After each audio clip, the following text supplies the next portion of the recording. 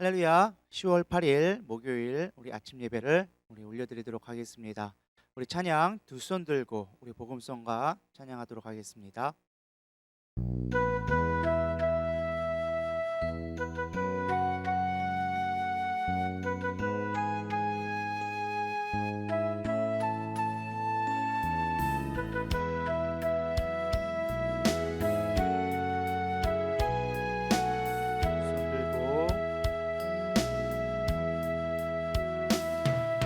두 손 들고 찬양합니다.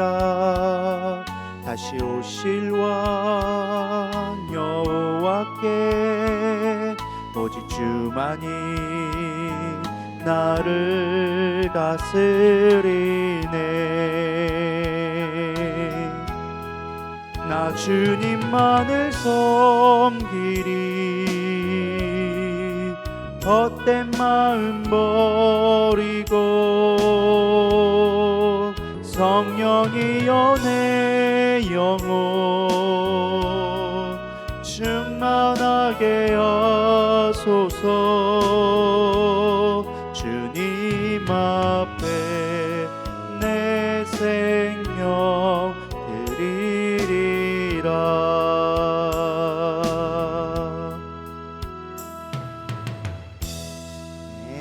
오늘 성경 말씀 예레미야서 44장 11절에서 19절 말씀입니다.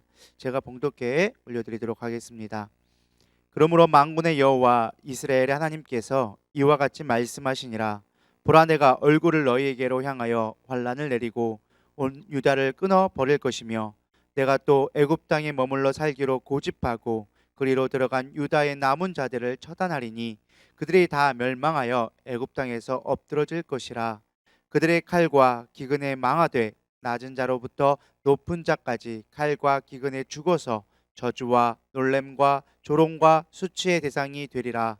내가 예루살렘을 벌한 것 같이 애굽 땅에 사는 자들을 칼과 기근과 전염병으로 벌하리니, 애굽 땅에 들어가서 거기에 머물러 살려는 유다의 남은 자 중에 피하거나 살아남아 소원대로 들어와서 살고자 하여 유다 땅에 들어올 자가 없을 것이라. 도망치는 자들 외에는 돌아올 자가 없으리라 하셨느니라. 그리하여 자기 아내들이 다른 신들에게 분향하는 줄을 아는 모든 남자와 곁에 섰던 모든 여인, 곧 애굽 땅 바드로스에 사는 모든 백성의 큰 무리가 예레미야에게 대답하여 이르되, 내가 여호와의 이름으로 우리에게 하는 말을 우리가 듣지 아니하고 우리 입에서 낸 모든 말을 반드시 실행하여 우리가 본래 하던 것 곧 우리와 우리의 선조와 우리 왕들과 우리 고관들이 유다 성읍들과 예루살렘 거리에서 하던 대로 하늘에 여호와께 분향하고 그 앞에 전제를 드리리라. 그때에는 우리가 먹을 것이 풍부하며 복을 받고 재난을 당하지 아니하였더니, 우리가 하늘의 여호와께 분향하고 그 앞에 전제 드리던 것을 패한 후부터는 모든 것이 궁핍하고 칼과 기근의 멸망을 당하였느니라 하며, 여인들은 이르되, 우리가 하늘의 여호와께 분향하고 그 앞에 전제를 드릴 때에 어찌 우리 남편의 허락이 없이 그의 형상과 같은 과자를 만들어 놓고 전제를 드렸느냐 하는지라. 아멘. 앞선 내용들을 살펴보면 다차에 걸친 바벨론의 공격으로 유다는 완전하게 초토화되고 말게 되어집니다. 정말 얼마 남지 않은 소수의 인원, 유다의 인원만이 이제 남아서 그곳을 지키게 되어졌습니다. 이들은 고스란히 생존의 위기에 처하게 되어졌습니다.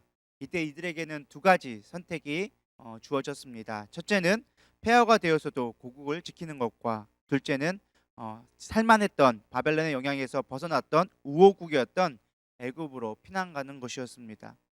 이때 선지자를 통해서 하나님의 명령은 유대 땅을 지키라는 것입니다. 반드시 유대 땅을 회복시킬 것이기 때문에 애굽으로 지금 피난 가서 이 땅을 버리지 말라는 것이 하나님의 명령이었습니다.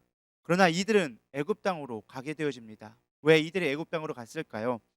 예레미야 42장 14절에 보면 나와져 있습니다. 또 너희가 말하기를, 아니라 우리는 전쟁도 보지 아니하며 나팔 소리도 들리지 아니하며 양식의 궁핍도 당하지 아니하는 애굽 땅으로 들어가 살리라 하며 잘못되리라 라고 말이라고 나옵니다. 이들의 이유는 크게 세 가지로 정리해 볼 수 있었습니다. 전쟁이 없는 곳이었다. 평화로운, 나팔 소리가 들리지 않는 평화로운 곳이었다. 또한 먹고 살만한 그것이 풍부한 것이었다라고 하면서 자신들의 안락과 편리를 위해서 자신에게 주어졌던 땅을 버리고 가는 모습을 보게 되어집니다. 인간적인 생각에는 당연한 것입니다. 폐허가 된 곳을 굳이 지킬 필요 없고 살만한 곳으로 이주하는 것이 더 지혜로운 선택일 것입니다. 그러나 하나님은 절대 그렇지 않았습니다. 분명히 약속을 주셨고 하나님이 주신 기업의 땅이기 때문에 그곳을 지키기를 원하셨다라는 것입니다. 우리도 이스라엘과 같이 하나님의 약속보다는 당장의 이익을 선택하고 고집하려 할 때가 참 많은 것 같습니다. 신앙생활은 영적인 전쟁과 같습니다. 영적 전쟁은 보이지 않는다고 생각하지만 그렇지 않습니다. 바로 우리의 실상이고 우리가 현실을 살아가는 그 모습이 바로 영적 전쟁이라는 것입니다. 예를 들면 믿음으로 연합되어진 가정이 아니고서는 우리가 처음으로 신앙생활을 한다는 자체는 전쟁과도 같습니다. 마태복음 10장 34절에서 35절에 보면 이렇게 나와져 있습니다. 내가 세상에 화평을 주러 온 줄을 생각하지 말라. 화평이 아니요 검을 주러 왔노라. 내가 온 곳은 사람이 그 아버지와 딸이 어머니와 며느리가 시어머니와 불화하게 하려 함이니 라고 나와져 있습니다. 그렇습니다. 우리가 믿음으로 살지 않고는, 정말 믿음으로 하나 되지 않고는 우리가 믿는다는 자체가 전쟁이고 사실은 고난의 길을 걸어가는 것과 똑같습니다. 이 땅에서 예수를 믿는 것, 직장 생활에서도 사실은 그런 일들이 자주 일어나게 되어집니다. 만약에 주일날 우리가 어떤 연장 근무 때문에 어쩔 수 없이 주일날 일하게 되어져야 되는데 우리가 교회를 나가야 될지 직장이 될지 사실 우리는 갈등할 수밖에 없습니다. 교회를 가서 예배를, 하나님의 신앙을 지키자니 사람들의 눈치가 보이고 또 사람들의 눈치를 봐서 일을 하자니 하나님 마음이 왠지 찝찝하게 되어지는 것입니다. 항상 갈등이 있다라는 것입니다. 또한 삶도 그렇습니다. 남들은 다 술 마시고 담배 피면서 심지어 주일이면 놀러 가는데 그런 인간적인 관계를 할 수 없는 그런 갈등들이 우리에게 끊임없이 찾아온다라는 것입니다.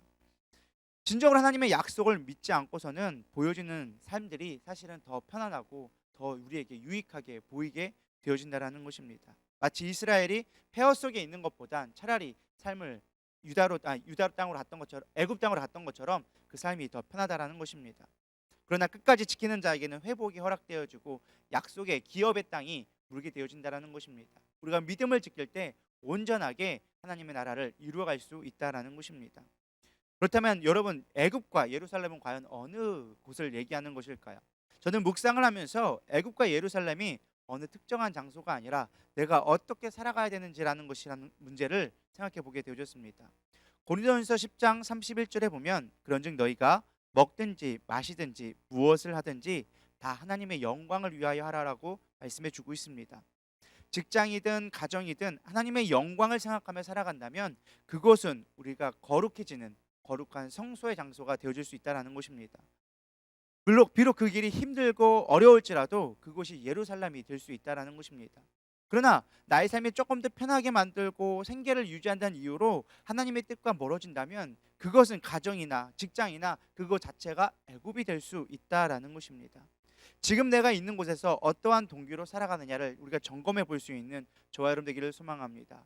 예루살렘이 되든 애굽이 되든 그것은 나의 마음에 달려 있다라는 것입니다. 하나님의 뜻으로 사는 자들과 그렇지 않은 자들의 결과는 성경에서 분명하게 보여줍니다. 요셉은 하나님의 뜻을 쫓아서 어디에 있든지 항상 하나님을 바라봤습니다. 그래서 성경은 이렇게 얘기합니다. 그가 어느 곳에 가든지 형통하게 되었다라고 이야기해주고 있습니다.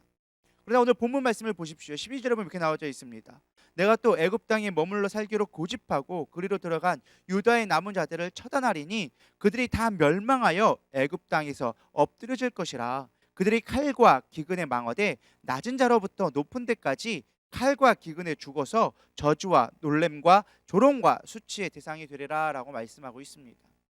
말씀을 살펴보았더니 이들이 애굽 땅에 남은 이들 때문에 애굽도 전쟁에 휘말리게 되어지고 결국에는 망하게 되어질 수밖에 없다라고 성경은 말씀해주고 있다는 것입니다. 성경의 대표적인 인물이 있죠. 요나를 보면 알 수 있습니다. 요나는 하나님의 뜻에 있었는데 하나님의 뜻에 반대하여져서 다시스로 도망가게 되어집니다. 근데 그 요나 한 사람을 인하여져서 하나님은 바다에 풍랑이 일게 만들었고 그 배가 침몰할 위기까지 가게 되어졌습니다. 요나는 그때 스스로 깨달아서 스스로 바다로 뛰어들었더니 그들은 무사하게 되었다는 것을 보게 되어집니다. 하나님이 주목하는 것은 세상이 아닙니다. 바로 믿는 자, 하나님의 선택한 그의 백성을 통하여서 그것이 복되게도 하고 그것이 전쟁과 기근으로 힘들게 만들어질 수도 있다라는 것입니다. 우리는 하나님께 선택받은 자입니다. 우리의 삶이 세상에 영향력을 끼치게 되어져 있다라는 것입니다. 여러분 믿음의 삶으로 이 땅을 복받게 만드는 저와 복의 통로가 될 수 있는 저와 여러분 되기를 축원합니다. 저는 또 말씀을 묵상하면서 오늘의 제목처럼 하나님의 말씀에 하나님의 마음에 못 박는 소리가 우리가 못 박아서는 안 된다라고 생각하게 되어졌습니다. 예레미야 선지자는 강력하게 남은 유다인들에게 호소합니다. 애굽으로 가지 말고 제발 이 예루살렘에 머물러서 하나님의 약속을 경험하라고 얘기합니다. 그러나 그 남았던 유대인들은 하나님의 가슴에 못 박는 소리를 계속 해댑니다. 첫 번째 못 박는 소리는 바로 이것이었습니다. 하나님의 말씀을 듣지 않아 하나님의 마음에 못을 박게 되어집니다. 16절을 보게 되어지면 내가 여호와의 이름으로 우리에게 하는 말을 우리가 듣지 아니하고라고 합니다. 애굽에 간 유대 사람들은 여호와의 이름을 말하는 것을 우리가 듣지 않을 것이다라고 대놓고 거역하는 모습을 보게 되어집니다. 저는 이 부분을 묵상하면서 실족한 성도들의 모습이 그대로 보여지게 되어졌습니다. 가끔 믿음이 떨어져서 신방을 가게 되어지면 믿음이 연약한 사람들의 공통적인 특징은 귀를 막아서 듣지 않는다라는 것입니다. 설령 어쩔 수 없이 앉아서 듣긴 들어도요, 영혼이 없이 그냥 너는 말해라, 나는 그냥 내 생각대로 살란다 라고 하면서 귀를 막는 것을 보게 되어집니다. 얼마나 마음이 아프고 하나님이 얼마나 마음이 아프실까 사실은 기도하게 될 수밖에 없습니다. 우리 어떠한 경우든 하나님의 말씀에 귀를 닫지 않기를 소망합니다. 그것이 여러분들이 사는 길이고 하나님의 마음에 못을 박지 않는 것이라는 것입니다. 때론 내 마음에 맞지 않을 수가 있습니다. 우리가 하나님의 일을 하는가 하나님의 일을 하지 않는가 살필 수 있는 것은 딱 한 가지가 있습니다. 내 뜻대로 되지 않았을 때 우리의 반응을 살펴보면 알 수 있다라는 것입니다. 내 뜻대로 되지 않아도 우리가 하나님의 뜻대로 살기 원한다면 우리는 순종하며 말씀으로 나아갑니다. 그러나 만약에 하나님의 뜻이 아닌 그냥 내 의지대로 내 욕망대로 살아간다면 우리는 내 뜻대로 이루어지지 않으면 우리는 원망하게 되어지고 불평하게 되어진다는 것입니다. 여러분들 믿음으로 항상 하나님 앞에 충성되어질 수 있는 저와 여러분 되기를 소망합니다. 두 번째는 세상을 섬김으로 하나님의 마음에 못을 박았다라는 것입니다. 17절에 보면 이렇게 나와져 있습니다. 우리 입에서 낸 모든 말을 반드시 실행하여 우리가 본래 하던 것 곧 우리와 우리 선조와 우리 왕들과 우리 고관들이 유다 성읍들과 예루살렘 거리에서 하던 대로 하늘의 여왕에게 분향하고 그 앞에 전제를 드리리라. 그때에는 우리가 먹을 것이 풍부하며 복을 받고 재난을 당하지 아니하였더니라고 말합니다.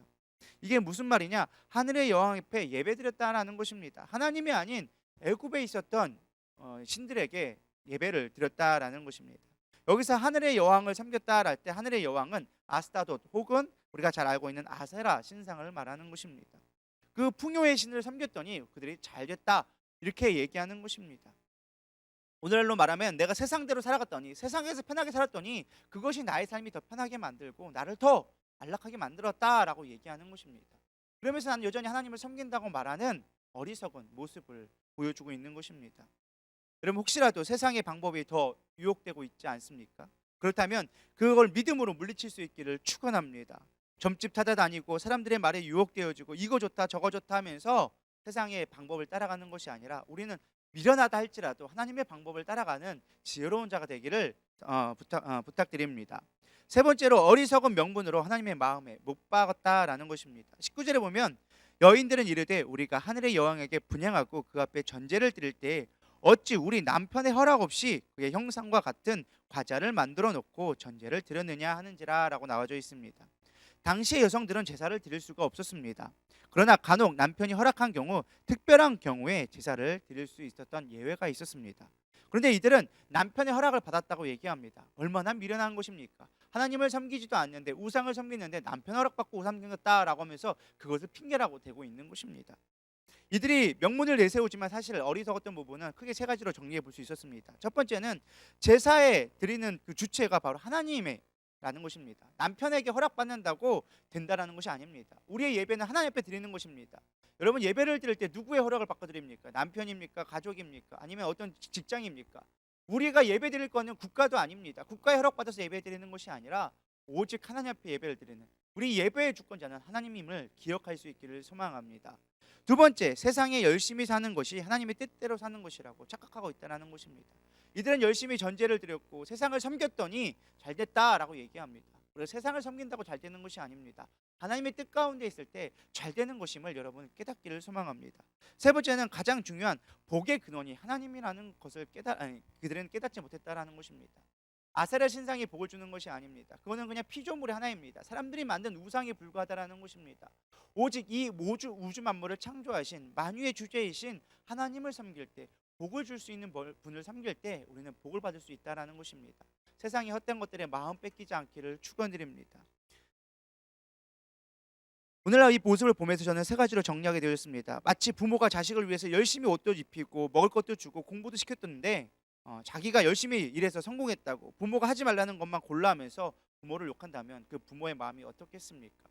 하나님 우리에게 이 모든 것을 주셨는데, 그리고 나를 섬기라고 부모의 깊이 있는 관계를 맺자고 얘기하는데 우리는 그것들을 다 멸시하고 내가 잘난 것처럼, 마치 내가 열심히 해서 뭐라 되는 것처럼 생각하게 되어지는 것 같습니다. 우리 오늘 다시금 말씀을 생각하면서 하나님의 뜻 가운데 거하기를 소망합니다. 세상의 방법이 아닌 하나님의 방법이 복받는 길임을 우리가 다시금 생각해 보기를 소망합니다. 우리 기도하며 오늘 말씀을 마치도록 하겠습니다. 하나님, 오늘도 우리가 주의 말씀에 얼마나 순종하고 있습니까? 우리가 우상 숭배를 하며 세상을 섬겨가면서도 그것이 잘 되는 길이라고 착각하고 있지는 않습니까? 오늘도 하나님의 말씀으로 살아가며 순종하기를 원합니다. 그렇게 되어지기를 원합니다. 어리석어서 하나님 말씀에 귀를 닫고 내 방법이 우선되어진다면 모든 것을 포기하고 하나님 앞에 다시금 돌아올 수 있는 은혜를 허락하여 주시옵소서. 지금 삶이 너무 어렵다 하여져서 우리 세상의 방법을 추구하지 않기를 원합니다.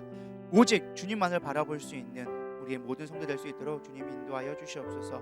오늘 하루도 주님이 지켜주실 걸 믿사오며 살아계신 예수님의 이름으로 감사하며 기도드려 싸움나이다. 아멘.